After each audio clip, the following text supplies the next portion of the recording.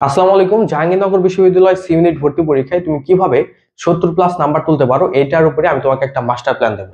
এখানে আমি তোমাদের তিনটা জিনিস শেখাবো। একটা তোমার কিভাবে সাবজেক্ট ভিত্তিক একটা টার্গেট রাখতে হয়। এই টার্গেটটা রাখলে তোমার এই 70+ বা এর চাইতে বেশিও যদি তুমি টার্গেট করো ওইটা তোমার রিচ করা সহজ হবে।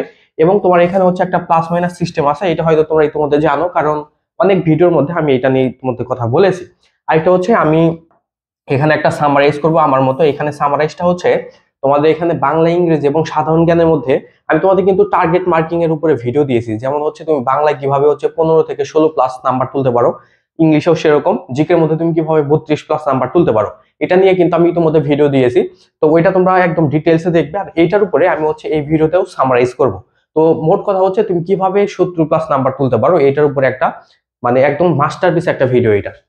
আমি নিজে জাবিতে মেবি 74 নাকি 73.84 এরকম মার্ক পেয়েছিলাম। তো আমার নিজের অভিজ্ঞতা থেকে কিন্তু আমি তোমাদের বলছি, আমি এখানে কোনো কিছু বানিয়ে বলছি না।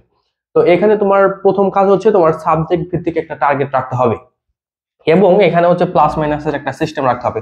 তো আমি প্রথমে আমি তোমাদের মান বন্টন সম্পর্কে একটু ধারণা দিই। তোমরা হয়তো অনেকে জানো, কিন্তু ভিডিওর ফর্মালিটির কারণে আমার এগুলো বলতেই হয়। যেমন এখানে তোমাদের তোমরা জানো যে এখানে তোমাদের মোট 80টা এমসিকিউ থাকবে, এবং তোমাদের এখানে জিপি এর উপরে মার্ক থাকবে 20। আচ্ছা, আমি প্রথমে আরো একটা কথা বলি, একটা ইন্টারাপশন। সেটা তোমার এখানে জিপিএ এর উপরে যে 20 নাম্বার, এই জিপিএ সহ তোমার যে জিপিএ থাকবে ওইটা সহ কিন্তু এখানে 70 নাম্বার। হ্যাঁ, এখানে শুধু এমসিকিউ এর মধ্যে না। আমি এখানে ধরে নিচ্ছি তোমার জিপিএ তে মার্ক আছে 15। অনেক স্টুডেন্ট আছে জিপিএ খারাপ থাকে, তো তার কারণে আমি জিপিএ তে ধরে নিলাম তোমার মার্ক 15। এখন 15 থেকে আমি এই 70+ নাম্বার কিভাবে তুলবা সেটা আমি দেখাচ্ছি। তো এখানে তোমাদের যে 80টা এমসিকিউ থাকবে, এই 80টা এমসিকিউ এর মধ্যে তোমাদের বাংলা এবং ইংলিশে 20টা করে এমসিকিউ, এবং তোমাদের সাধারণ জ্ঞানের মধ্যে এমসিকিউ সংখ্যা 40টা। এখন এখানে যে 40টা এমসিকিউ আছে, তুমি বিশ্বাস করো, আমি তোমাকে সত্যি কথা বলছি, তুমি যদি জাহাঙ্গীরনগরে চান্স পেতে চাও, বা তুমি যদি টপ মেরিট করতে চাও, ইভেন প্রথম হতে চাও, হোয়াটএভার, তোমার সবচাইতে মেইন টার্গেটের যে বিষয় সেটা থাকবে এই সাধারণ জ্ঞান। এই জিকে এর মধ্যে তুমি যদি একটা সিস্টেম করে ফেলতে পারো, তাহলে কিন্তু তোমার এখানে চান্স পাওয়া কেউ আটকাতে পারবে না, ইভেন তুমি অনেক ভালো মেরিট করতে পারবা। তো এখানে তোমার টার্গেট কিরকম রাখতে হবে, যেমন এখানে তুমি মাস্ট টার্গেট রাখবা 40টা যে এমসিকিউ থাকবে, 40-এর মধ্যে মাইনাস নাম্বার বাদ দিয়ে বা নেগেটিভ বাদ দিয়ে তোমার যেন অন্তত 30 নাম্বার এখানে থাকে। ঠিক আছে, 30 যেন তোমার এখানে নাম্বার থাকে। আর এখানে আমি আরো একটা কথা বলছি তোমাদের, সেটা এই যে সাধারণ জ্ঞানের মধ্যে তুমি কিভাবে 30+ নাম্বার তুলতে পারো। এখানে যে 7টা ডিপার্টমেন্ট থেকে সাবজেক্টিভ জিকে থেকে প্রশ্ন হবে, তো 7টা ডিপার্টমেন্টও আমি দেখিয়ে দেবো, এবং ওইখানে কোন জায়গা থেকে কতগুলো করে প্রশ্ন হতে পারে এবং কি টাইপে হবে সেটা কিন্তু আমি তোমাদের সামারাইজ করব। তো শেষ পর্যন্ত অবশ্যই তোমার দেখতে হবে। তো এখানে 30টা নাম্বার তুমি যদি তুলে ফেলতে পারো, তাহলে কিন্তু তোমার চান্স পাওয়া কেউ আটকাতে পারবে না। তো এখানে 70-এর মধ্যে আমি ধরলাম যে তোমার জিপি এর উপরে নাম্বার আছে মাত্র 15, তাই না? আর এখানে তুমি যদি 55 নাম্বার তুলো, তাহলে কিন্তু তোমার এখানে কত হয়ে যাচ্ছে, 70 হয়ে যাচ্ছে। আবার তোমাদের মধ্যে অনেকের 20 জিপিএ, তাহলে এখানে তুমি যদি 55 তোলো, তাহলে এখানে তোমার নাম্বার টার্গেট মার্ক হয়ে যাচ্ছে 75। তো আমি এখানে 15 ধরছি। আমি জানি তোমাদের ম্যাক্সিমাম স্টুডেন্টের 15 নাম্বার অন্তত না, তোমাদের 17, 17.5, 18, 19 এরকম, বা 20 নাম্বার এরকমই তোমাদের অধিকাংশ স্টুডেন্টের। তো এখানে তুমি যদি 30 তুলতে পারো, এবং 30 তুমি কিভাবে তুলবা সেটা আমি তোমাদের দেখাবো, বলছি। আর এরপরে আসে তোমাদের বাংলা এবং ইংলিশ। আমি প্রথমে বাংলা কথা বলি। দেখো, জাহাঙ্গীরনগরের জন্য তোমাদের যে স্পেশাল প্রিপারেশন বা ডিফারেন্ট প্রিপারেশনটা লাগবে ইংলিশের মধ্যে, কারণ ইংলিশের মধ্যে সাহিত্য আছে, আর জিকের মধ্যে এখানে তোমার বিভাগ সংশ্লিষ্ট জিকে থেকে প্রশ্ন হয়। তো সেই কারণে তোমার এই দুইটা তোমার ভালো মডিফাই করতে হয়। আর অন্যান্য ভার্সিটির মতো বাংলা ওই রকমই হয়, যদিও বাংলা থেকে তোমার সাহিত্য টাইপের তোমরা 2-1টার মতো প্রশ্ন পাবা। তো এটা তোমরা পড়ে নিবা। আর এই সাহিত্য অংশটা তোমাদের জিকের মধ্যে যে তুলনামূলক সাহিত্য আছে, ওই দুইটা কানেকশন করে পড়বা। ঠিক আছে, ওইটা আমি কিন্তু আমি শীটের মাধ্যমে তোমাদের দেখিয়ে দেবো, এটা শেষ পর্যন্ত থাকো। ওই দুইটা তুমি যদি কানেক্টেড করে পড়ো, তাহলে কিন্তু দুইটার জন্য আলাদা তোমার পড়তে হবে না। এগুলো তোমার ট্রিক্স, এই ট্রিক্স গুলো ফলো করতে হবে। তো বাংলার মধ্যে তুমি যদি দেখো যে জিকে এবং বাংলা দুইটা মিলিয়ে সাহিত্য থেকে তোমাদের কিন্তু এরকম প্রশ্ন হতে পারে, 4 থেকে 5 নাম্বারে কিন্তু প্রশ্ন হতে পারে। তো এই জিনিসটা কিন্তু তোমাদের বুঝতে হবে। যাই হোক, ওই বিষয়ে কথা বলছি না। তো এখানে আমি তোমাদের বলবো যে অনেক স্টুডেন্ট আছো যারা ইংরেজি পারো না। আমি এখানে ধরে নিচ্ছি তুমি 30 পাবে, লিস্ট তুমি এখানে 28 নাম্বার পাবে ধরলাম।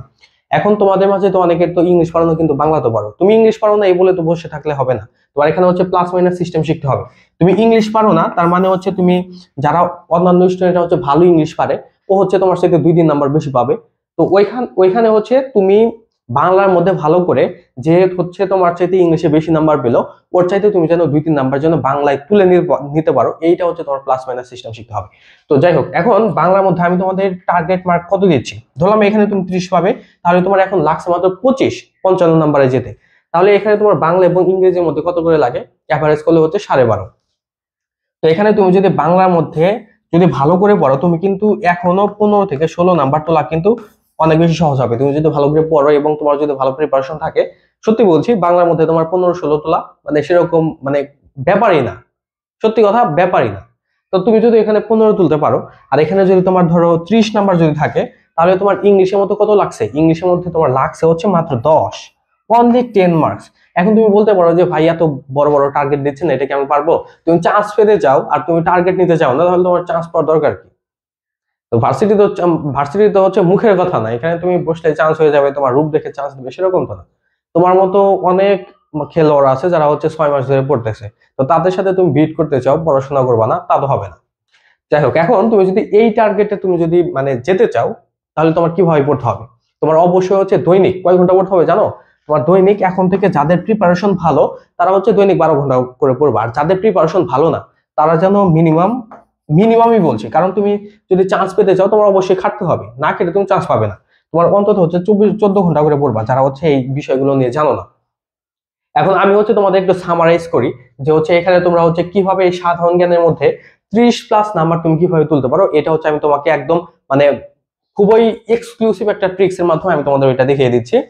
তো একটু ওয়েট করতে হবে তোমাদের। আর আমি তোমাদের হচ্ছে তার আগে একটা কথা বলছি, সেটা হচ্ছে আমাদের কিন্তু বর্তমানে জাহাঙ্গীরনগর সিউনিটের উপরে একটা মডেল টেস্ট ব্যাচ কিন্তু রানিং আছে। আমাদের এই মডেল টেস্ট ব্যাচে তোমরা কি কি পাচ্ছ আমি তোমাদের একটু বলছি। আমাদের এখানে ফি হচ্ছে মাত্র 450। তো এখানে আমাদের মডেল টেস্টের পাশাপাশি তুমি যতগুলো শীট পাচ্ছ, এটা আসলে একটা মানে কোর্সের চাইতে কোনো অংশে কম না। এবং আমাদের মডেল টেস্টে যা আছে সবগুলো তুমি যদি একদম শেষ করতে পারো, তাহলে আমাদের মডেল টেস্টের যত ম্যাটেরিয়াল এবং মডেল টেস্টের প্রশ্ন এবং আমি যেগুলো দেবো, এগুলো থেকে তুমি ডিরেক্টলি আর ইনডিরেক্টলি হচ্ছে 30 নাম্বার হচ্ছে জাহাঙ্গীরনগরে প্রশ্ন কমন পাবা, ঠিক আছে, 80 নাম্বারের মধ্যে। তো এখানে দেখো তুলনামূলক সাহিত্যের উপরে আমি অনেক মানে তোমাদের ইম্পর্টেন্ট প্রশ্ন দিয়েছি, এগুলো থেকে তোমার 100% প্রশ্ন হবেই, 100% হবে, মিস হওয়ার কোনো চান্সই নেই। তারপর সাংবাদিকতা এখান থেকে হবে। তারপর হচ্ছে যে এখানে দেখো তোমাদের বাংলা সাহিত্যের উপরেও কিন্তু আমি এখানে এই যে এটা দিয়েছি, এটাও কিন্তু তোমাদের দিয়ে দেবো। এগুলো থেকে তোমাদের মাস্ট প্রশ্ন হবে, মিস হবে না। আইকিউ দিয়েছি, তারপর হচ্ছে আইন থেকে দিয়েছি, মানে এগুলো কিন্তু তুমি জাস্ট মডেল টেস্ট থেকে কিন্তু এগুলো পেয়ে যাবে, ঠিক আছে। আর আমাদের মডেল টেস্টের ফি হচ্ছে মাত্র 450। এখানে তো আমি তোমাদের মাত্র 3-4টা দেখালাম, আমাদের কিন্তু এর চাইতেও কিন্তু অনেক বেশি কিন্তু আমি তোমাদের দেবো। আর আমাদের মডেল টেস্টে কি পাচ্ছ দেখো, এখানে তুমি হচ্ছে 20 সেট পরীক্ষা দিতে পারবা, এবং প্রত্যেকটা পরীক্ষা হচ্ছে তোমরা হচ্ছে ওয়েবসাইটের মাধ্যমে দিতে পারবা, এবং প্রশ্নপত্রের পিডিএফ পাবে। এখানে 1600 প্রশ্ন থাকবে, এগুলো প্রশ্ন তুমি যদি পড়ো এখান থেকে তোমার প্রশ্ন কমন থাকবে। ইংরেজি সাহিত্যের উপরে শীট পাবে, জিকে একটা সম্পূর্ণ দাগানো বইয়ের পিডিএফ পাবে। জাহাঙ্গীরনগরের জন্য 1000+ সিলেক্টেড প্রশ্ন পাবে, যেটা আমি তোমাদের দেখালাম, 1000-এর বেশি হবে, 1500-এর মতো হয়ে যেতে পারে। ইংরেজি মুখস্থ শীট পাবে, 3টা ক্লাস পাবে, যেটার একটা ক্লাস আমি নিয়েছি এটা রেকর্ড পাবে, আর 2টা বাকি আছে, ওই 2টা হচ্ছে ফেব্রুয়ারিতে নেবো। ফি হচ্ছে 450। যদি ভর্তি হতে চাও এখানে যে নাম্বার দেওয়া আছে এই নাম্বারে তোমার যোগাযোগ করতে হবে। আর আমাদের জাহাঙ্গীরনগর সিউনিটির জন্য কিন্তু বর্তমানে একটা কোর্স রানিং আছে, ওইখানে ফি হচ্ছে 1000। যদি কেউ ভর্তি হতে চাও ওইখানে কিন্তু আমাদের এই নাম্বারে যোগাযোগ করতে হবে, ঠিক আছে, হোয়াটসঅ্যাপে তোমরা নক দিবা। আর যেটা হচ্ছে কোর্স, ওইখানে যে ক্লাসগুলো হয়েছে সেটা রেকর্ড তোমরা করতে পারবা। আর মডেল টেস্টে যেহেতু আমাদের রানিং আছে, আমাদের মডেল টেস্ট কয়েকটা হয়েছে, তো এগুলো হচ্ছে তোমরা কি করতে পারবা, রেকর্ড ক্লাস করতে পারবা। এখন আমি মেইন আলোচনায় আসি, যে এখানে তোমাদের যে আমি বললাম যে এখানে যে তোমাদের 7টা ডিপার্টমেন্ট আছে, জিকে এর মধ্যে তুমি কিভাবে টার্গেট করে পড়লে তুমি 30+ নাম্বার তুলতে পারবে। দেখো এখানে এই 7টা ডিপার্টমেন্ট থেকে হচ্ছে তোমাদের প্রশ্ন হবে, 40টা যে প্রশ্ন হবে এই 7টা ডিপার্টমেন্ট থেকে।